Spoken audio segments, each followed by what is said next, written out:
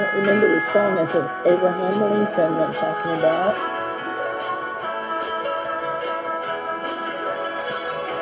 Anybody here seen my old friend John?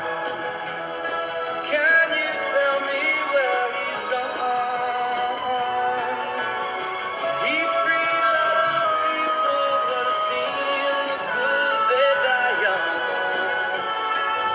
I just looked around and he's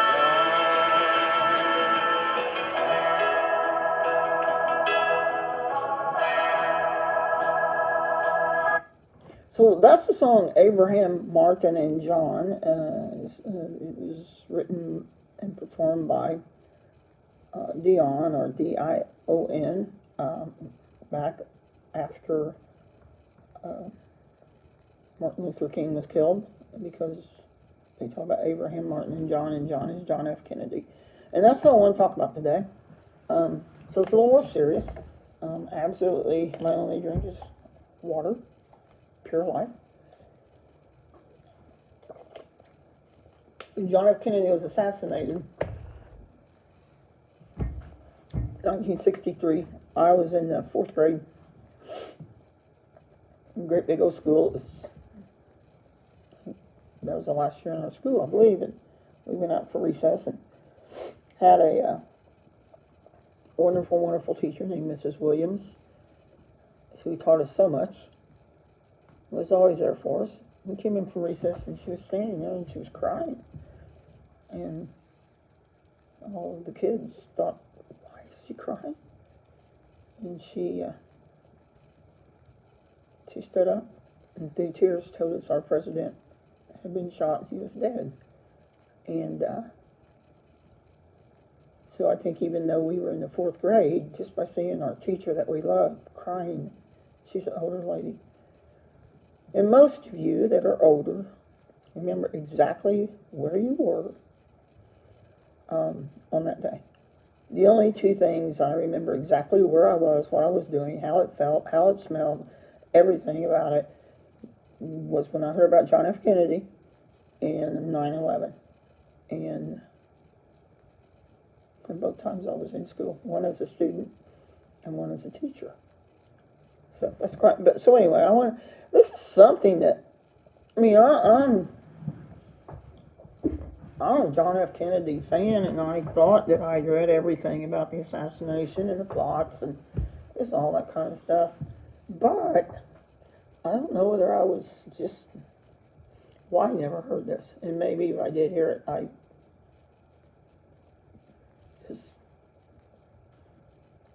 don't know, I didn't remember it. But it's a fascinating story, and it's about the casket, the original casket that John F. Kennedy was put into, brought on an airplane from Texas to Bethesda, Maryland, and that's the casket the nation saw being loaded and then being unloaded. And I want to talk about the casket, and maybe some of you heard the story, because it's not like it's a big secret, it's never heard it. Okay, so I'm going to back you up a little bit to November 23rd. I don't mean that. I mean November 22nd, 1963. Okay? At about 1 p.m., just almost exactly when my teacher told us this stuff, what Mrs. Williams told us. About 1 o'clock p.m., in Dallas, Texas, a funeral home called Vernon B. O'Neill's Funeral Home got a call. And the call came from a person who was calm but sounded tense and said they needed the best casket that the funeral home had, and they needed it quickly. Well, the 18 people worked at the funeral home, and 17 were out to lunch, and so there was no way the owner could get it over there until a few of his workers returned. But it was a beautiful day, a beautiful November day, which is kind of unusual in Texas. O'Neill, I'm going to say that name a lot here, he picked out a solid bronze casket with a white satin lining that had been marked on sale for $3,995. And as soon as 3 employees got back from lunch, they got it in the funeral home vehicle, hearse, whatever it is, and it weighed over 400 pounds, so it was very heavy. It was solid bronze. And, excuse me, they rushed it over to Parkland Memorial Hospital. And it ended up being the most important run of Vernon O'Neill's career. So they were taken into where John Kennedy's body was. And I got something on my tooth here. He was shocked at the shape the body was in, and most of us that remember that day remember that being that way. So there's not a whole lot of reason to repeat it, but the head wound he had, it just gaped open. In fact, Jackie had tried to put his brain matter back in when he was shot, and what they found was blood everywhere, all over, and brain matter still coming out of the big opening gap. And so O'Neill and a few emergency room nurses tried to prepare the casket because they wanted to get the body back to Washington, D.C. as quick as possible. So they lined the bottom of the casket, because at that time that's a pretty expensive big casket. And they lined the bottom with a plastic mattress covering type thing, trying to keep the blood, because the silk lining, they were trying to save it. And I keep hearing this little noise talking about it. I guess I'm going crazy. And then the nurses spent about 20 minutes taking sheets, clean sheets, and wrapping the president's head, thinking that they could keep the blood from seeping and ruining the lining inside the casket. Anybody remember hearing this? Okay, well, I think I got that. That was driving me crazy. So, and I did want to show you this because I think this is leaving Dallas. I think what I'm doing. There's a picture, if you're my age, you remember very well seeing. The top picture, oops, sorry about that. The top picture is the casket we're talking about being carried up the plane. And that's what the second picture is. And then you see, sadly, his wife, Jackie, coming up after the casket. If you notice, she's got, well, it's black and white, but she on a pink dress there. I think it was pink, and it had blood all over her and brain matter from the president. And she would not change that dress until she got back to Washington, D.C. She was a strong, strong, strong woman. So that's the casket we're talking about. I just wanted to show you that picture. And so when they open up the casket,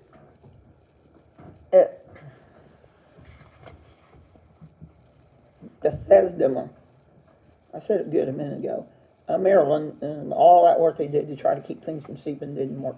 The inner lining was covered with blood. Just after midnight on the 23rd, he was killed on the 22nd, they finished their autopsy. A funeral home around the Washington, D.C. area, Gawler's, Gawlers, Gawler's Funeral Home, arrived with a new casket, and they took possession of the old casket.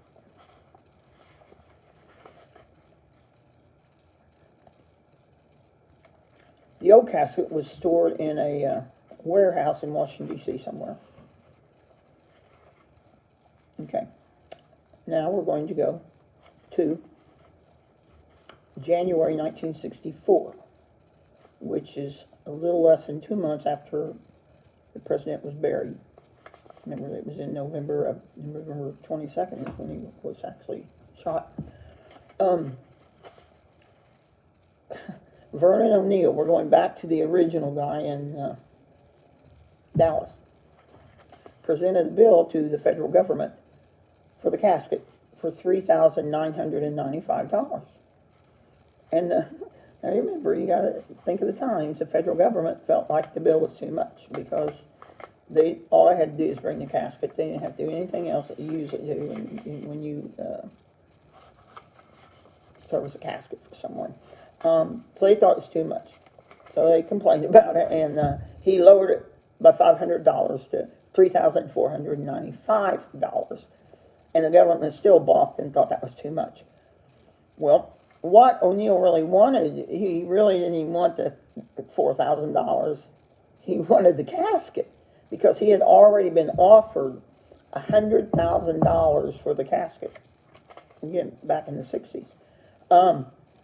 Now, what the Kennedy family and the government did not want is they did not want that casket in possession of somebody else, because the people that wanted it wanted to put it up, have people come look at it. The Kennedys have been through so much that just seeing that casket up there had been covered with John F. Kennedy's blood. So the government agreed that they would take the casket. They would buy the casket. So, for the $500 off. So in 1965, the General Services Administration took control of the casket. September of 1965, so it was just sitting in a warehouse somewhere near the National Archives, not actually in it. September of 1965, the House of Representatives passed something that would require the government to seize any objects that could be any way, shape, or form related to JFK's assassination. So after that, a representative from Texas, Earl Cabell, he sent a letter to the Attorney General and said that this casket had absolutely no value except, quote, morbidly curious. So he thought the same thing. He thought that it was going to be just not good for everybody to have that casket soaked with his blood out. So the government took over the casket as surplus material owned by the federal government. And they decided that the best thing for the country would be, it would be in the best interest of the country to destroy this casket. And I agree with them. The Kennedy family agreed with them. And then on February 18th, 1966, the Air Force picked up this casket in some warehouse near the National Archives where it had been stored. Drove it to Andrews Air Force Base. And that's where 3 years earlier the plane had landed with JFK's body in this casket. Then it was loaded onto a C-130 transport plane by the 93rd Air Terminal Squadron. And then it was taken to a place on this plane where JFK had once considered being buried. And that was the Atlantic Ocean. To ensure, he had told people that he loved the sea, and that was one of the things he was thinking about having done when he died. But anyway, to ensure the integrity of the casket, so it wouldn't become a souvenir, and so a boat wouldn't, so it wouldn't rise to the surface and a boat comes by and see John F. Kennedy's bloody casket there, or anything like that.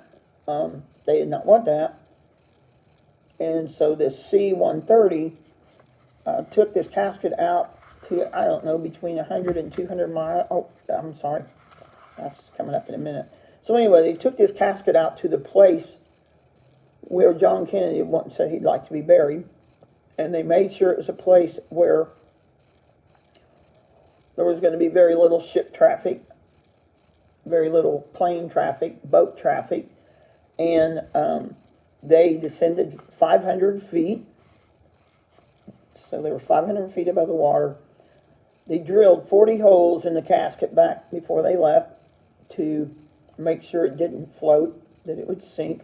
They loaded 3 80-pound bags of sand inside the casket, sealed up in a wooden box, so it didn't when they dropped it. Almost done here. And then at 10 o'clock a.m., they opened the hatch, and they pushed the casket out, and had parachutes attached to it, so it would have a soft landing, and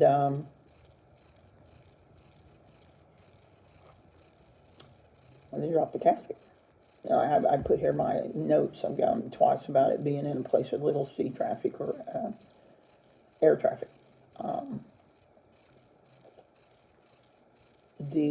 then they flew around, circled around the drop zone for, I don't know, 20 minutes to an hour, just to make sure that casket didn't come up. Oh, they didn't want the casket washing up on shore, and they didn't want anybody finding it.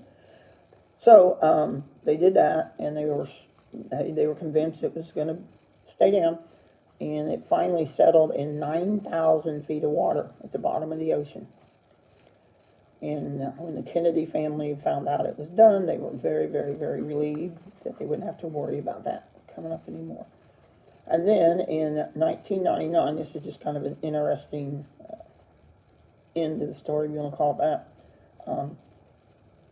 John F. Kennedy's son, John Jr., he was a little boy at the funeral that saluted his daddy as his daddy came by. He's a grown man now, and he had just gotten married not long ago. And he and his wife both were killed in a plane crash over the sea. He was a pilot. And once they recovered his body, this is John F. Kennedy's son, once it was recovered and it was identified, his remains, I don't remember whether his wife's were or not, they could have been.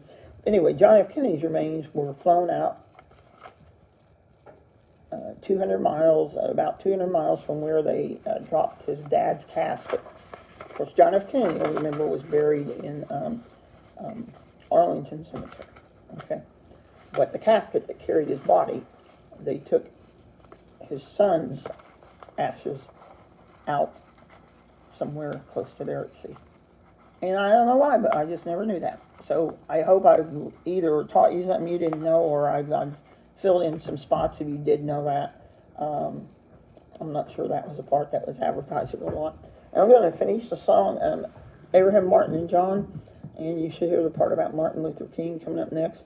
And then I guess you can just think about what I've said and look it up, because all you got to do is Google it, and it's everywhere. I just didn't know it.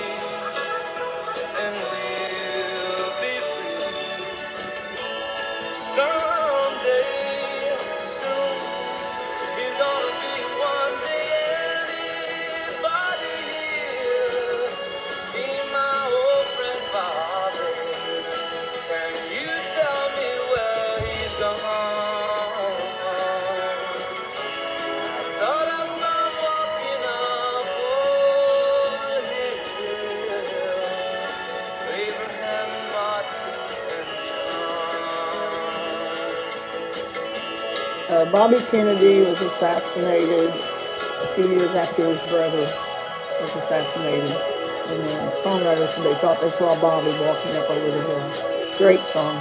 like Vion.